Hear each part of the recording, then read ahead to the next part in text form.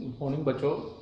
आज हमारा आगे का क्वेश्चन है, यानी क्वेश्चन नंबर 2 के हमने 2 क्वेश्चन पहले वाले वीडियो में कर लिए थे। उसके बाद हम हमारे प्रश्न नंबर यानी 5.1 की प्रश्नावली के क्वेश्चन नंबर 2 के तीसरे नंबर का क्वेश्चन आज हम करने जा रहे हैं, जिसमें हमें क्या दिया गया है कि प्रथम पद दे रखा है, सार्वंतर दे रखा है। हमें क्या करने हैं, इसके प्रथम 4 पद निकालने हैं। तो सबसे पहले हमें जो दिया गया है उसको हम सरल करेंगे।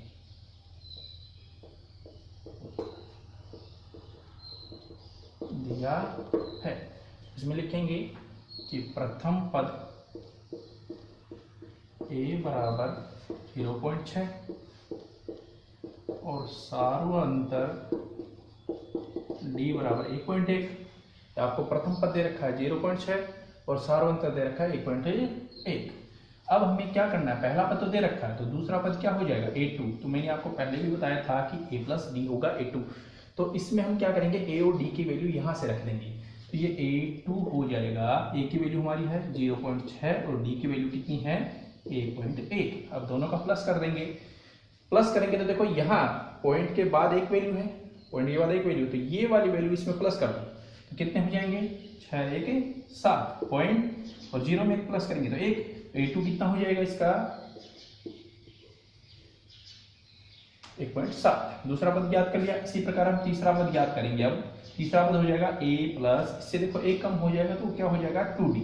तो a3 बराबर a की वैल्यू दोबारा से हम यहीं से रख देंगे 0.6 प्लस 2 गुना d की वैल्यू हमारे पास है 1.1। इसको सरल कर लेंगे तो ये 2.2 हो जाएगा। इसमें भी प्लस करेंगे तो क्या आ जाएगा, इसमें प्लस कर लो, देखो ये इसमें प्लस करेंगे तो 8 और ये आ जाएगा 2। तो हमारे पास a3 कितना हो गया। अब इसके बाद हम बात करते हैं चौथे पद के लिए। तो चौथा पद होगा वो a प्लस 3d। इसमें भी हम a और d की वैल्यू रखेंगे तो a 4, a की वैल्यू 0.6 और d की वैल्यू हो जाएगी यहाँ से कितनी 1.1। अब इसमें हम a4 ये हो जाएगा 0.6। अब इसको सरल कर लेंगे 3.3 तो इसमें बन जाएगा कितना कि 3, इसमें देखो यहाँ से इसमें प्लस करें 3 6 हो जाएंगे 9 यानी 3.9। तो ये आपके पास चारों पद हो गए। प्रथम पद ये रहा, दूसरा पद ये रहा, तीसरा पद ये रहा, चौथा पद ये रहा। तो लिख देंगे अतः समांतर श्रेणी के प्रथम 4 पद कौन कौन से, पहला लिख लो 0.6 कोमा, दूसरा आ गया 1.7 कोमा, तीसरा आ गया 2.8 कोमा, चौथा आ गया 3.9। ये आपका सवाल हो गया क्वेश्चन नंबर तीसरा दूसरे में। अब इसके बाद हम इसी प्रश्नावली का क्वेश्चन नंबर 4 करते हैं, जिसमें हमें दिया गया है वो वैसे ही प्रथम पद हमें दे रखा होगा, d का मान दे रखा होगा। इसी प्रकार हमें करना है।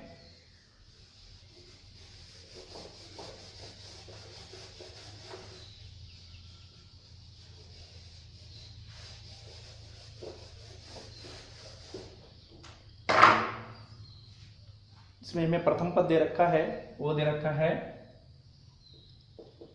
a बराबर दे रखा है हमें 4। a बराबर कितना है 4 और d बराबर कितना दिया है, वो दिया है -3। तो लिख देंगे पहले दिया है। तो हमें पहले a दे रखा है या a1 कह दें, वो 4 है, d है उसको सार्वंतर कहते हैं, वो -3 है। तो हमें दूसरा पद निकालना, क्योंकि पहला पद तो हमें दे दिया गया है। तो दूसरा पद निकालेंगे तो दूसरे पद के लिए क्या होता है a प्लस d होता है। क्या होता है a प्लस d। अब इसमें मान रख दें तो a की वैल्यू कितनी है हमारे पास 4, d की वैल्यू कितनी है -3 है, इसलिए मैंने इसको ब्रैकेट में लिखा, आगे प्लस है। तो यहां से हो जाएगा, ये a2 चल रहा है तो ये हो जाएगा 4 -3 यानी a2 इक्वल हो जाएगा 1। a2 हमने निकाल लिया है। इसके बाद हम निकालेंगे a3 के लिए क्या लिखेंगे a प्लस 2d। तो a3, a की वैल्यू यहां से रख लो, d की वैल्यू रखोगे आप 2 गुणा 3, क्योंकि डी की वैल्यू माइनस की 3 है, तो यहाँ से A4 A3 इक्वल हो जाएगा 4। इसको मल्टीप्लाई करो, पहले साइन को निशान को मल्टीप्लाई करेंगे, तो ये देखो यहाँ से या गुणा करेंगे, माइनस को प्लस से गुणा करेंगे तो क्या आएगा माइनस। अब 3 दूनी कितने हो गए 6, यानी A3 इक्वल कितना हो गया माइनस का 2। हमने A3 भी निकाल लिया। इसके बाद हम निकालेंगे A4। अब A4 को क्या लिखेंगे A प्लस 3D, 3D। तो A4 इक्वल A की वैल्यू है 4, 3, D की वैल्यू है -3, तो A4 4, इसको मल्टीप्लाई कर लो, निशान को पहले निशान को करेंगे तो माइनस आ जाएगा और ये हो जाएगा 9, तो A4 इक्वल हो जाएगा माइनस का 5। तो लिख देंगे अतः समांतर श्रेणी के प्रथम 4 पद, A1 देखो यहीं से लिख दो 4, ये रहा, A2 ये रहा, A3 ये रहा, A4 ये रहा, तो 4 पद हो गए। A1 हमने लिख दिया 4, दूसरा कितना है 1, तीसरा कितना है -2, चौथा कितना है माइनस का 5। ये आपका सवाल हो गया कंप्लीट, समझ में आया। अब इसके बाद हम इसी का अगले वाला जो सवाल है,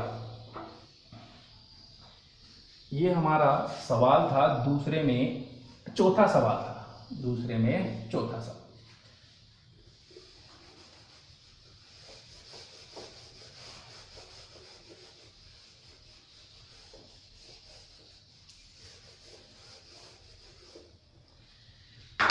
अब वही क्वेश्चन नंबर दूसरे में पांचवा सवाल है, जिसमें हमें क्या दे रखा है कि इसमें दे रखा है कि A की वैल्यू है 11, A है 11, D की वैल्यू है वो दे रखी है कितनी है -4,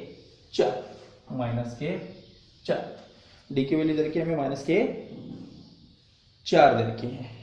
A की वैल्यू 11 है, D की वैल्यू -4 है, तो हमें क्या करना है, इसमें लिख देंगे उत्तर डालिए कि दिया है, ठीक है, प्रथम पद A इक्वल 11, सार्वंतर D इक्वल -4। तो A2 हमें ज्ञात करना है, तो A2 A प्लस D, तो A2 की वैल्यू हम निकालेंगे, तो A2 की वैल्यू हमारे पास देखो यहां से देखें, तो A2 की वैल्यू यानी हमें निकालना है, तो A की वैल्यू पहले तो रखो, यहां से 11 दे रखा है, 11 प्लस D की वैल्यू है -4। अब इसमें यहां से 11, ये प्लस माइनस क्या हो गया माइनस, ये हो गया 4, तो ये हो जाएगा 7। तो ये A2 की वैल्यू आपके पास आ। अब A2 की वैल्यू हमने निकाल ली है, इसके बाद करते हैं A3 की वैल्यू। A3 की वैल्यू होती है A प्लस 2D, इसमें भी ऐसे ही करेंगे जैसे हमने पिछले वाले सवाल में किया था। तो A की वैल्यू आप कितनी रखोगे, A की वैल्यू कितनी है यहाँ से 11, और 2D की वैल्यू कितनी है -4, तो ये हो जाएगा A3 11। देखो माइनस को प्लस से जब मल्टीप्लाई करते हैं या गुणा करते हैं तो निशान माइनस का बनेगा, 2 चौके कितने हो गए 8, तो A3 इक्वल आ जाएगा 3। ये हमारे पास A2 A3 आ गई। अब करते हैं A4 की वैल्यू हो जाएगी A प्लस 3D, तो इसमें भी हम मान रखेंगे, A की वैल्यू देखो यहां से रख सकते हैं, यहां से ये हो जाएगा 11 प्लस 3D की वैल्यू हमारे पास -4, तो ये A4 ये 11 -12, A4 इक्वल हो गया -1। तो अतः समांतर श्रेणी के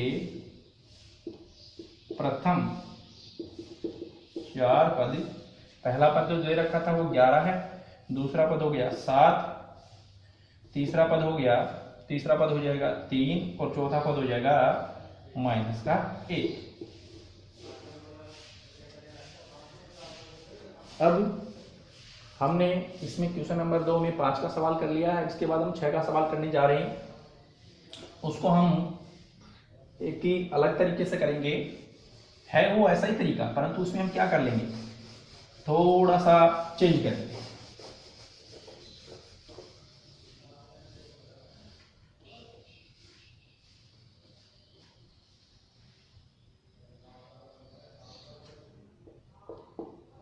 ये क्वेश्चन नंबर 6 है।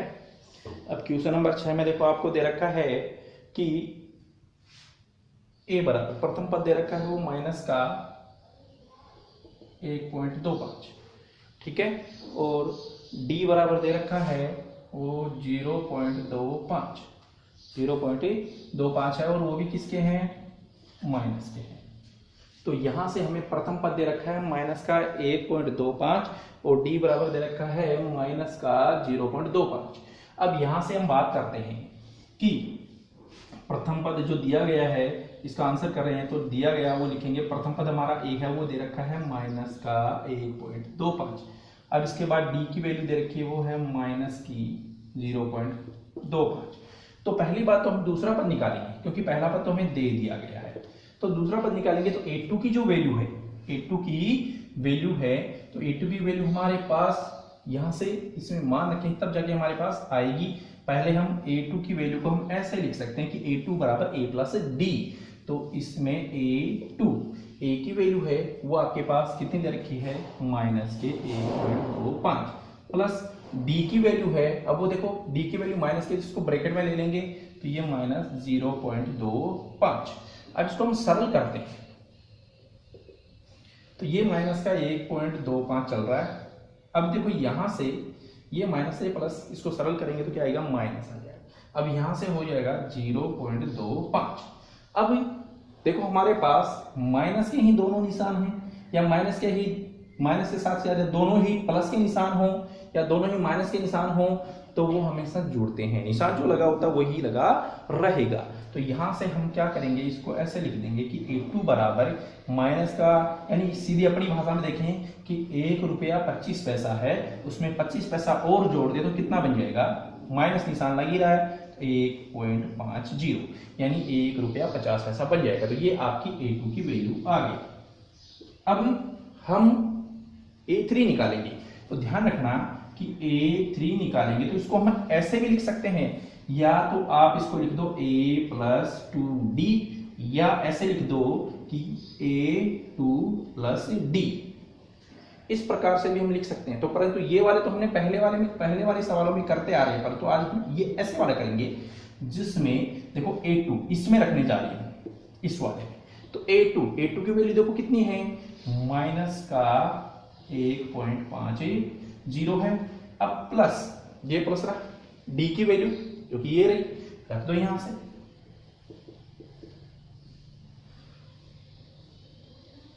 ठीक है। अब यहां से देखो ये माइनस 1.50, अभी निशान किसका हो जाएगा, माइनस का, और ये हो जाएगा 0.25।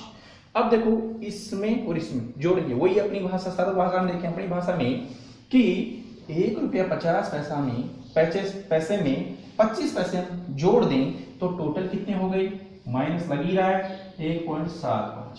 तो ये आपका क्या हो गया, a3 हो गया। समझ में आया। इसी प्रकार